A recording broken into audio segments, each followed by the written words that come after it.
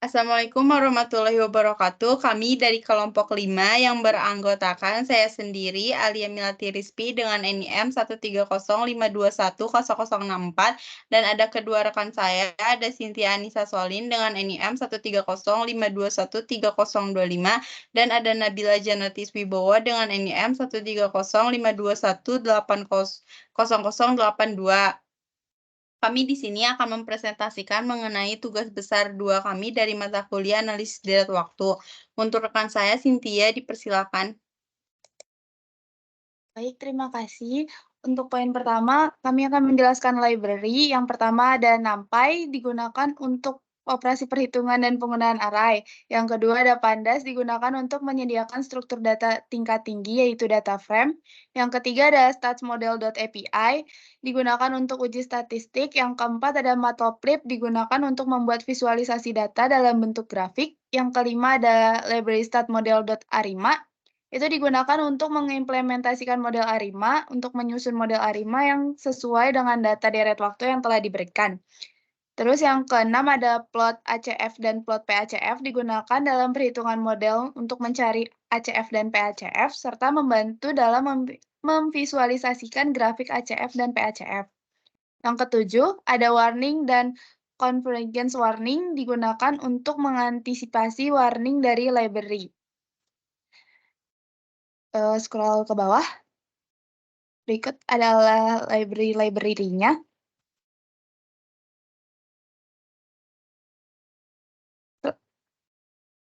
Selanjutnya ada pengolahan data. Di sini kami melakukan pengolahan data terlebih dahulu. Data yang diperoleh adalah jumlah kasus DBD yang telah urut berdasarkan waktu kasus per bulannya. Kami input data frame.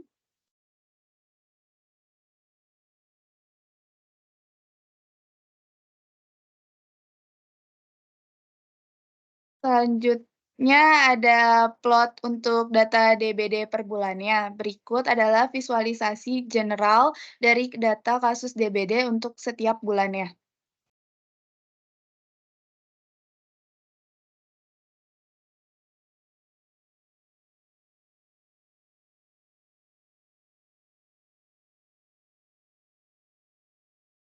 Boleh ke bawah lagi. Nah, selanjutnya ada uji ADF. Dalam bagian ini kami akan menggunakan fungsi add_fuller seri data untuk menjalankan uji augmented decay fuller atau ADF pada data deret waktu yang telah diberikan. Hasil dari uji ini disimpan dengan variabel hasil uji. Untuk uji ADF dan pengaturan awal, yang pertama kami akan menggunakan fungsi add_fuller seri data untuk melakukan uji augmented decay fuller. Yang kedua, uji ini akan dilakukan pada data deret waktu yang telah disediakan dan hasilnya akan disimpan dalam bentuk variabel dengan disimpan dalam variabel hasil uji. Yang ketiga, kami akan menetapkan tingkat signifikan sebesar 0,05 atau 5%. Yang keempat, statistik ADF akan digunakan untuk menyimpan statistik hasil uji ADF. Yang kelima, nilai P akan berisi nilai P yang dihasilkan dari uji ADF. Yang keenam terakhir, yaitu selanjutnya kritis 1, kritis 5, dan kritis 10 akan digunakan untuk menyimpan nilai-nilai kritis pada signifikan 1%, 5%, dan 10%. Ke bawah.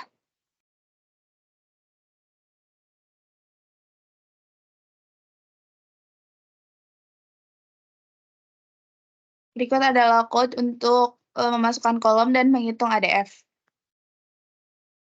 Selanjutnya, kita akan membuat plot. Kita akan menentukan warna garis pada plot berdasarkan hasil uji ADF dan ambang batas kritisnya. Jika nilai P lebih kecil daripada tingkat signifikan yang telah ditetapkan dan statistik ADF lebih kecil daripada ambang batas kritis tertentu, maka warna garis pada plot akan disesuaikan sesuai dengan kondisi tersebut. Setelah menentukan garis warna, kita akan membuat plot berdasarkan hasil yang telah diatur sebelumnya. Ke bawah. Berikut adalah code untuk menampilkan hasil uji ADF dan membuat plot. Sehingga menghasilkan statistik ADF sebesar min 1,51000 sekian, dan p-value sebesar 0,52585 sekian, dengan optimal number of legs-nya itu 14.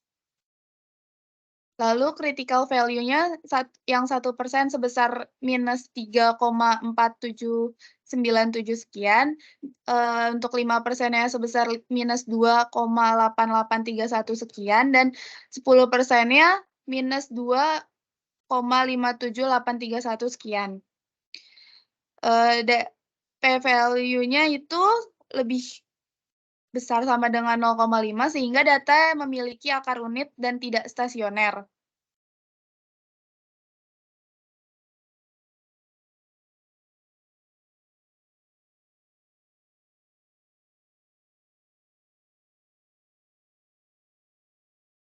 Karena grafik di atas itu menunjukkan bahwa data tidak stasioner, maka kita akan melakukan proses differencing. Differencing data tidak stasioner. Ketika menghadapi data time series yang tidak stasioner, proses differencing menjadi langkah penting untuk menjadikan data tersebut stasioner. Karena data sudah tidak stasioner, maka model yang digunakan nantinya adalah model ARIMA PDQ. Bawah. Berikut adalah code untuk differencing data. Kami akan membaca data frame-nya lagi. Lalu ambil data differencing dan hapus kolom yang tidak diperlukan. Berikut adalah code-nya untuk mengambil data dan hapus kolom ke bawah.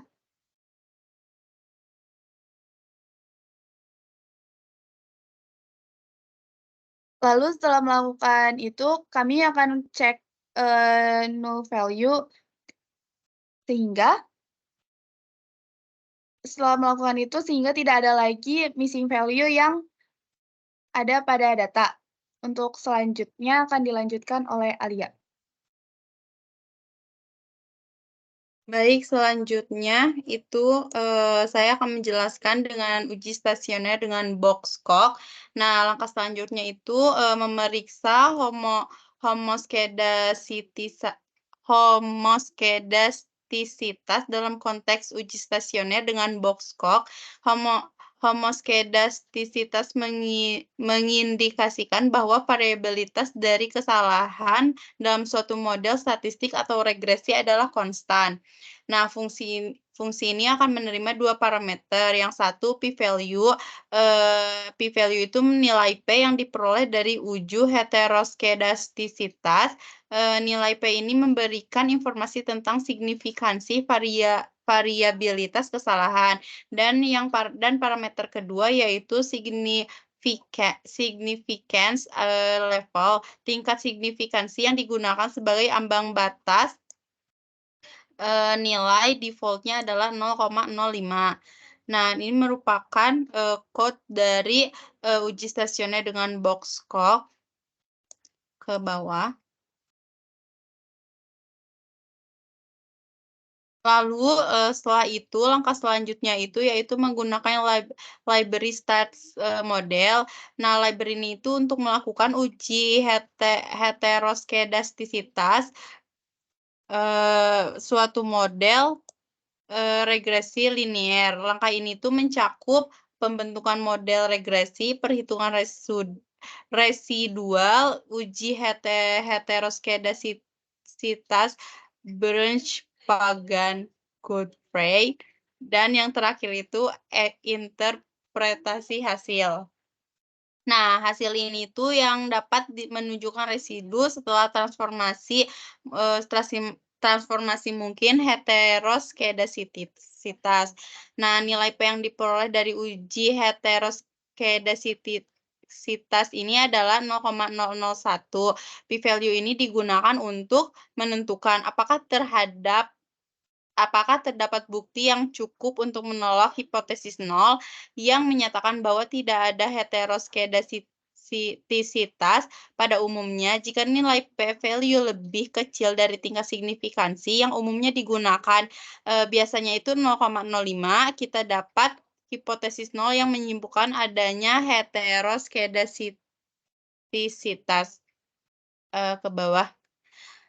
Nah, setelah kami uji, kami mendapatkan output dengan p-value sebelum transformasinya itu yaitu 0,0061. Nah, residu ini itu setelah transformasi itu mungkin, berhasil be he heteroskedastis. Kemudian setelah itu kami, uji kembali, dengan menggunakan lambda.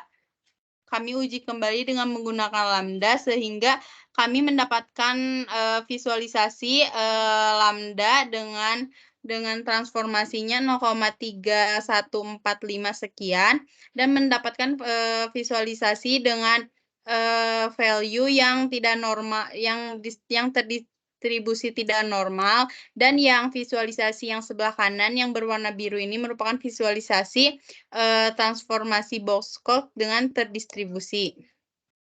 Kemudian, setelah itu kami lakukan lagi uji coba, kami mencari lagi nilai, p-value-nya dan sehingga kami itu mendapatkan hasil, setelah transformasi itu p-value-nya, senilai 0,6515 dan residunya itu, sudah homoskedastis.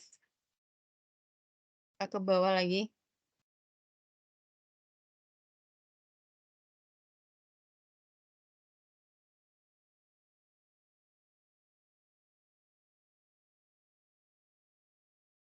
Nah, selanjutnya itu uji stasioneritas pada data yang telah diferencing. Setelah itu kami lakukan lagi uji stasioneritas, setelah kami lakukan diferencing tadi. Setelah kami lakukan, uji stasioneritas kembali, kami mendapatkan output atau mendapatkan hasil dengan nilai ADF statistiknya itu -7,794711 dan p-value-nya itu 7,77 dengan optimal number of likes-nya itu 9 dan, ada critical value dengan 1% yang bernilai -3,478, yang 5%-nya bernilai -2,882 dan 10% ini, bernilai -2,577.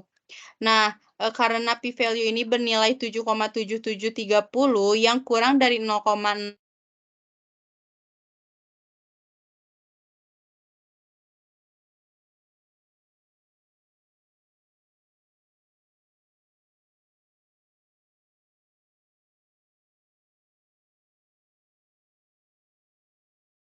baik, ke bawah lagi.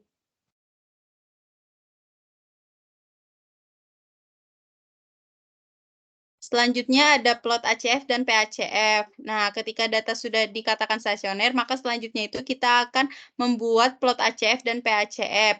Nah, ini itu bertujuan untuk mengetahui leg mana yang saja yang memotong garis. Kita perlu mengetahui leg mana yang memotong garis batas untuk menghitung dan menentukan nilai IC terbaik yang dengan mengambil nilai IC yang terkecil. Nah, ke bawah lagi. Nah, seperti yang kita lihat di visualisasi ini, plot ACF ini terpotong di leg 1, 7, 8, dan leg 15, serta leg 22, dan si plot ACF-nya ini terpotong di leg 1, leg 2, leg 4, leg 5, leg 6, leg 9, leg 10, dan leg 14. Nah, ke bawah. Nah, selanjutnya itu menghitung nilai IC dari model ACF dan PACF. Tolong ke bawah lagi, seperti yang sudah disebutkan tadi bahwa si leg-legnya itu yang telah disebutkan tadi di leg yang terpotong di ACF dan PACF ini, kami akan menghitung nilai IC. Nah, untuk menghitung nilai IC ini, berikut kodenya dan kami mendapatkan output di sini, jika kita scroll ke bawah, kita akan mendapatkan base model Arimanya itu di titik 6,1,8 dengan nilai IC-nya itu 1596,1538. Berikut merupakan model yang terpilih atau yang model terbaiknya. Selanjutnya ada Arima model terpilih. Nah, seperti yang tadi saya sebutkan bahwa model Arima terpilihnya itu yaitu Arima 6,1,8 dengan nilai IC-nya itu 1596,1538 dan kemudian kami akan menampilkan, summary dari model tersebut.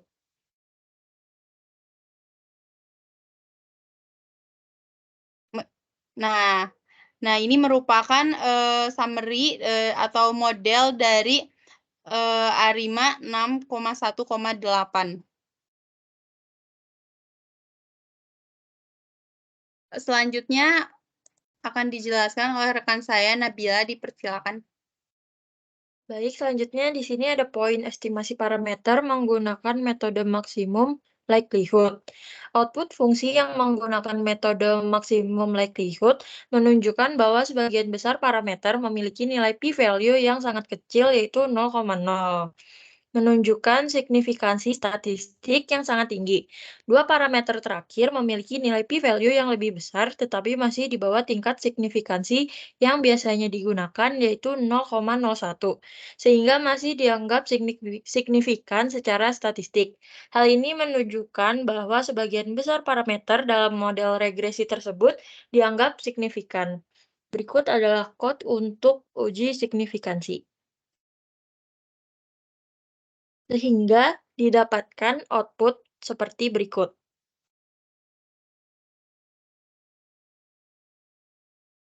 Selanjutnya ada poin untuk uji kelayakan model menggunakan LJUNGBOX. Langkah selanjutnya di sini uji kelayakan model regresi linear dengan menggunakan LJUNGBOX untuk mendeteksi adanya autocorrelation pada residual dari model. Langkah ini mengevaluasi hasil uji LJUNGBOX dengan menghitung jumlah leg yang menunjukkan autocorrelation signifikan dengan menggunakan tingkat signifikansi 0,01. Di sini, berdasarkan hasil uji, tidak ada leg yang menunjukkan autokorelasi yang signifikan karena jumlah leg dengan p-value kurang dari tingkat signifikansi 0,01 adalah 0. Oleh karena itu, kesimpulannya adalah residual tidak menunjukkan autokorelasi yang signifikan. Di sini kami mengambil 10 leg terbaik. Di sini number of legs with significant autocorrelation-nya terbukti 0. Kemudian residual tidak menunjukkan signifikan autocorrelation. Kemudian poin selanjutnya, uji kenormalan sisaan menggunakan Kolmogorov-Smirnov atau Shapiro-Wilks. Langkah selanjutnya menguji normalitas dari residual model regresi linear. Selanjutnya, statistik uji Kolmogorov-Smirnov adalah nilainya 0,4927 dari hasil yang kami dapatkan. P-value yang sangat kecil, sekitar 6,69, menunjukkan bahwa terdapat bukti yang signifikan untuk menolak hipotesis nol, yang menyatakan bahwa sisaan terdistribusi normal. Oleh karena itu, kesimpulan dari uji ini adalah bahwa sisaan tidak terdistribusi normal. Kemudian untuk Shapiro-Wilk, nilainya adalah 0,9863.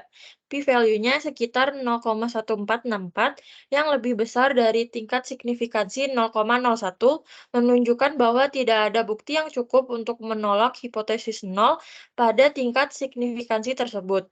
Nah, dengan demikian, kesimpulan dari uji ini adalah bahwa sisaannya dapat dianggap terdistribusi normal.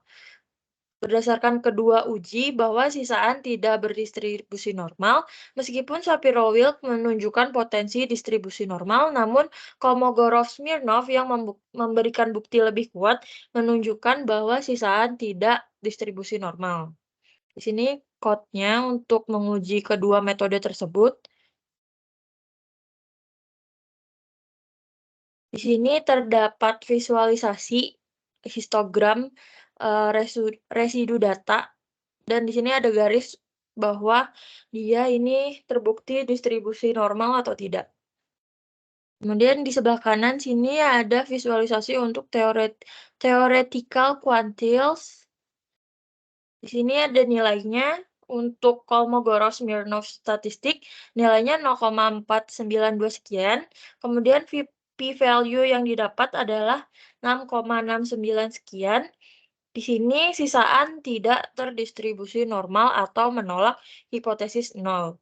Kemudian untuk metode Shapiro-Wilk statistik, nilainya 0,986. Untuk p-value-nya nilainya 0,1464. Sisaan terdistribusi normal ini tidak dapat menolak hipotesis nol. Dengan kesimpulan, sisaan ini tidak berdistribusi normal. Selanjutnya ada point forecasting. Di sini kami menggunakan SMAP atau Symmetric Mean Absolute Percentage Error. Di sini adalah rumus yang digunakan. Kemudian di sini adalah implementasi code dari rumus tersebut.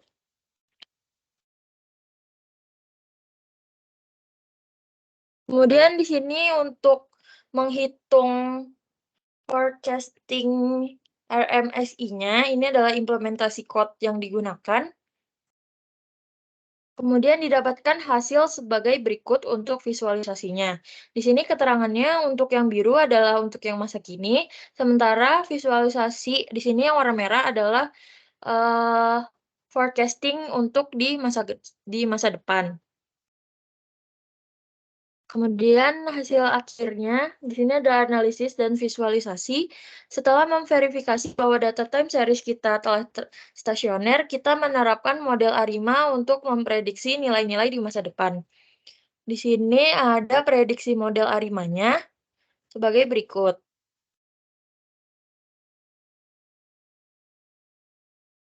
Dari code di atas, kita dapat mengambil kesimpulan bahwa model ARIMA telah mampu menangkap dinamika dari data asli dan memberikan prediksi yang cukup akurat dengan RMSE yang menunjukkan tingkat kesalahan model. Interval kepercayaan menunjukkan rentang di mana nilai sebenarnya diharapkan berada pada tingkat kepercayaan tertentu. Jika nilai RMSE rendah dan nilai sebenarnya seringkali berada dalam interval kepercayaan, kita dapat menyimpulkan bahwa model ARIMA yang digunakan cocok untuk data time series ini. Nah, dari analisis yang kami dapatkan, base model ARIMA-nya terdapat di titik 6,1,8 dengan nilai AIC-nya 1596, sekian. Didapatkan bahwa hasil untuk prediksi data jumlah kasus DBD dengan model tersebut mendapatkan nilai RMSE yaitu 50,33. Evaluasi model menunjukkan bahwa sebagian besar parameter model adalah signifikan secara statistik dengan nilai P yang sangat kecil. Uji kelayakan model menggunakan L-Jungbox tidak menunjukkan adanya autokorelasi yang signifikan pada residual dan mengindikasikan kecocokan model. Demikian presentasi yang kami sampaikan. Bila ada kesalahan, mohon dimaafkan. Wassalamualaikum warahmatullahi wabarakatuh.